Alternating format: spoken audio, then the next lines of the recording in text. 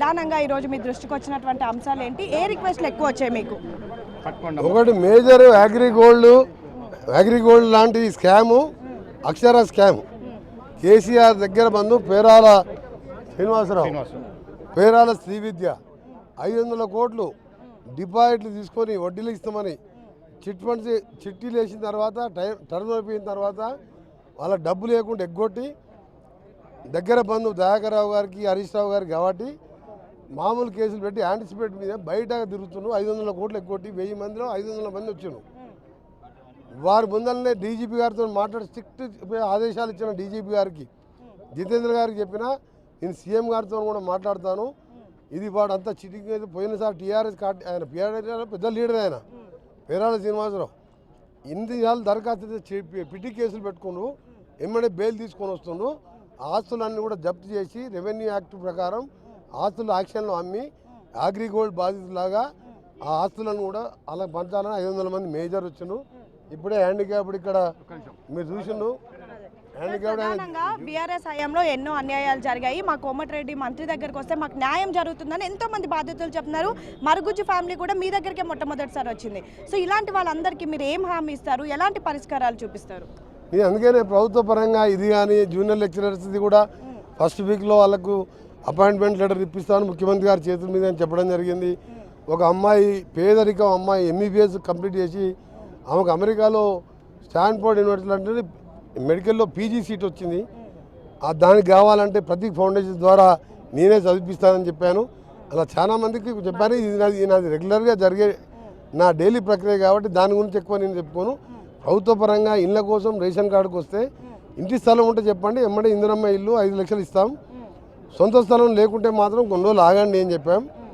మూసీ శివార్లో కానీ హైదరాబాద్లో ఉన్న తెల్లాపూర్ అక్కడ కట్టిన వాళ్ళకి డబుల్ బెడ్రూమ్, దానికి ఎలిజిబుల్ వాళ్ళు హ్యాండిక్యాప్డ్ భర్త చనిపోయిన వాళ్ళకు ఎమ్మడే హౌసింగ్ మినిస్టర్కు వారికి చేయడం జరిగింది.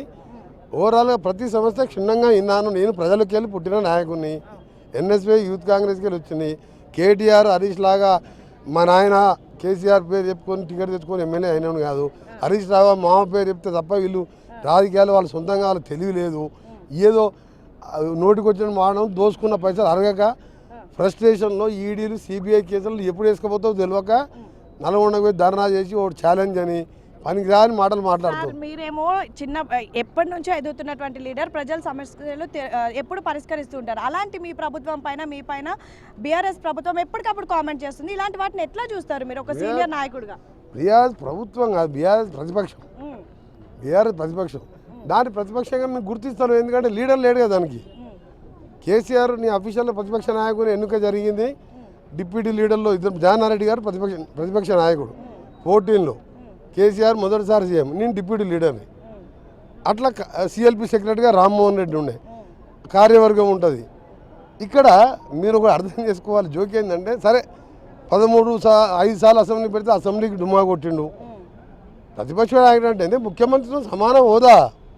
మా ఖర్గే 80 ఏళ్ళ వయసులో రాజ్యసభకు రెగ్యులర్గా వస్తాడు, పార్లమెంట్కి రెగ్యులర్గా వచ్చి, అలాగే మా బట్టి విక్రమార్కు 6గురున్న ధైర్యంగా కొట్లాడి మైక్ ఇచ్చినా ఇవ్వకున్నా 5 ఏళ్ళు ప్రజా సమస్యల మీద అసెంబ్లీ గెలమెత్తే 39 మంది గెలిపిస్తే నువ్వు ఇంట్లో పండుకుంటే 10 మంది వాళ్ళు వెళ్ళిపోయాయి. ఈ పార్టీ దుకాణం బంద్ అయిందని 10 మంది వాళ్ళు సొంతంగా వెళ్ళిపోయారు. మేము ఓనర్ నమ్మలే, వచ్చి మా పార్టీలో జాయిన్ అయ్యారు. 30 మంది కూడా ఎప్పుడు పోయేది తెలియదు. నేను అనేది ఏంటంటే హరీష్ రావు, కేటీఆర్ అనే వాళ్ళు ఒకటి ఎమ్మెల్యేలు, డిప్యూటీ ఫ్లోర్ లీడర్ కూడా కాదు. కోమటిరెడ్డి వెంకరెడ్డి నల్గొండ పోయి నువ్వు కోమటిరెడ్డి ఛాలెంజ్ చేసినంత లీడర్ కాదురా బాబు. నేను 3వ సారి గెలిచినావు, నువ్వు అమెరికాలో చదువుకుంటున్నావు, జాబ్ చేసుకుంటున్నావు. హరీష్ రావు కేసీఆర్ బ్యాగ్ పట్టుకుంది. గాళ్ళు నన్ను ఛాలెంజ్ చేస్తున్నంటే నేను ఒకటే అంటున్నా, అసెంబ్లీలో చెప్పిన కేసీఆర్ ఈ బచ్చగాళ్ళకి సమాధానం చెప్పం. నేను చెప్పిన క్లియర్, నా లెవెల్లో వాళ్ళు ఏమైనా మాట్లాడు. కేసీఆర్ వచ్చి మాట్లాడితే దానికి మాటకు మాట చెప్తుంది. ఎందుకంటే ఆయన దొంగ దీక్ష, దొంగ తెలంగాణకు పోరాటం. నాది మంత్రి పదవి వదిలిపెట్టుకొని సోనియా గాంధీకి కోప్పడి నన్ను తిట్టిన నేను మా శ్రీకాంతాచారి పిల్లలు చచ్చిపోతున్నాని నేను ఇవాళ తెలంగాణ కోసం 3 ఏళ్ళు మళ్ళీ తెలంగాణ వస్తేనే మంత్రి తీసుకుంటా అన్న. మా మంత్రులు కూడా చెప్పాను, అన్న 3 ఏళ్ళ పీరియడ్ ఉందన్నాడు. అరే మంత్రి పదవి కాదురా బాబు, పిల్లలు చచ్చిపోతే ఒక ప్రాణం పోతే భగవంతుడు కూడా తేలేడు. నాకు కేసీఆర్ లాగా ఎలక్షను, బై ఎలక్షను, కలెక్షన్ అలవాటు లేదు, నాకు పదవి వద్దు పోన్నా. అలాంటి వ్యక్తిని నన్ను పట్టుకొని వాడు వీడని మాట్లాడుతున్నావు కేటీఆర్ అమెరికాలో చదువుకొచ్చుకున్నంట ఏమంటే జ్ఞానం ఉందని అనుకున్నా అమెరికాలో అనుకుంటే కామన్ సెన్స్ ఉంటుంది అనుకున్నా. అంటే మిమ్మల్ని అనే స్థాయి కేటీఆర్ కాదంటారు. నా కాలి గోటి కూడా సరిపోడు. మూడోసారి గెలిచినప్పుడు అమెరికాలో భాషలు దూకుంటుండు ఆయన నాకు పోటీ. సార్ చివరిగా ఈ మధ్య బండి సంజయ్ చేసిన కామెంట్స్ ఎట్లా చూస్తారు? అటు రేషన్ కార్డు పైన ఇందిరమ్మ ఇల్లు పైన మీ మోదీ ఫోటో ఉండాలి అనడమే కానివ్వండి, లేదంటే గద్దర్ అవార్డ్స్ పైన ఉన్నటువంటి కామెంట్స్ కానివ్వండి, వీటిని ఎలా చూస్తారు చివరిసారిగా? బండి సంజయ్ గారు కూడా బండి సంజయ్ అంత అగ్రెసివ్ లీడర్ అయినా బలహీన వర్గాలు కార్పొరేట్కి వెళ్ళి కేంద్ర మంత్రిగా అయినా బండి సంజయ్ గారు ఇంకా కూడా మారతలేడు. ఏంటంటే మా బాధ మారాలి. నువ్వు పదవులు వస్తున్నప్పుడు ఆ పదవి తగ్గట్టు మాట్లాడాలి. గద్దరు గలబెత్తి తెలంగాణ ఉద్యమం 69 కాదు మొన్న ఉద్యమంలో ఊరూడ పాడి ఆయన ఎమ్మడి తిరిగినాం మేము. మా ఎమ్మడి ఆయన తిరిగిండు. అలాంటి తెలంగాణ ఉద్యమకారుడు అర్హుడు కాదంటాడు. ఏమని అర్థం ఉందా? అంటే వాళ్ళకి ఇష్టం ఉన్న వాళ్ళకే అర్హులు. గద్దర్ అంటే ఏంది? ఆయన చనిపోతే ఆయనని చివరిసారి పార్థివోదయం చూస్తానికి లక్షల మంది వచ్చిండ్రు. బడుగు బలైన వర్గాలు దళితులకే కాదు, ఆయన నిరుద్యోగులకు కళాకారులకు దేశవ్యాప్తంగా గద్దరు. ఆయన నక్సలైట్ కాదు, పోయి ఎప్పుడు అడవులలో ఉండలే. ఆయన అణగారిన వర్గాలని పైకి తీసుకురావాలి, తెలంగాణ రాష్ట్రం కావాలని చెప్పి అలాంటి విగ్రహం వద్దనడం బండి సంజయ్ గారు తప్పి. గద్దర్ కూతురు కాంగ్రెస్ లో ఉందని గద్దర్ అవార్డు ఇవ్వాలని ప్రశ్నిస్తున్నారు. గద్దర్ కూతురు కాంగ్రెస్ తో సంబంధించి గద్దర్ మన గురించి గద్దర్ గురించి మాట్లాడుతున్నాం మనం. గద్దర్ గురించి మాట్లాడినప్పుడు గద్దర్ ఈయన ఏమంటే ఈయన అట్లా అనుడే ఖండిస్తున్నాం. ఎందుకంటే గద్దరు చనిపోయి ఈరోజు ఆయన పాట పాడి ఎవరి కోసం పాడిని చూసినా మీరు ఎప్పుడైనా?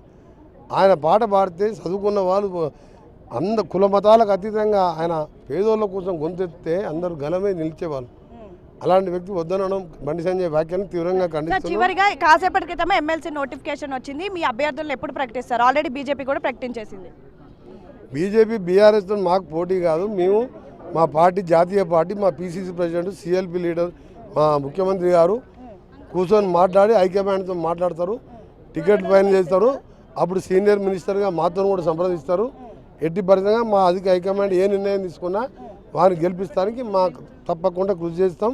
మేము చేసే 55,000 ఉద్యోగాలు ఈ 19 నెలలు నింపినాం. ఇప్పుడు 2022లో సెలెక్ట్ అయిన ఒక హ్యాండిక్యాప్డ్ అబ్బాయి సెలెక్ట్ అయితే అపాయింట్మెంట్ ఇప్పటికీ సర్టిఫికేట్ వెరిఫికేషన్ చేసినాం. మార్చి మొదటి వారంలో వాళ్ళకు అపాయింట్మెంట్ జూనియర్ లెక్చర్గా ఇస్తున్నాం. ఏదంటే మేము రెడీ చేసినా వీళ్ళు ఇస్తున్నారు. రెడీ చేస్తాం, ఇస్తానికి ఏమైనా ఒళ్ళంగా లేదా? నీకు టైం దొరకలేదు. అప్పుడు 55,000 చిన్న సమస్యలు, కోర్టు సమస్యలు పరిష్కరించి ఇచ్చుతున్నాం మేము. అందుకని గ్రాడ్యుయేట్ కానీ ఎడ్యుకేటెడ్ కానీ అందరూ కూడా మా ఎమ్మడే ఉన్నారు.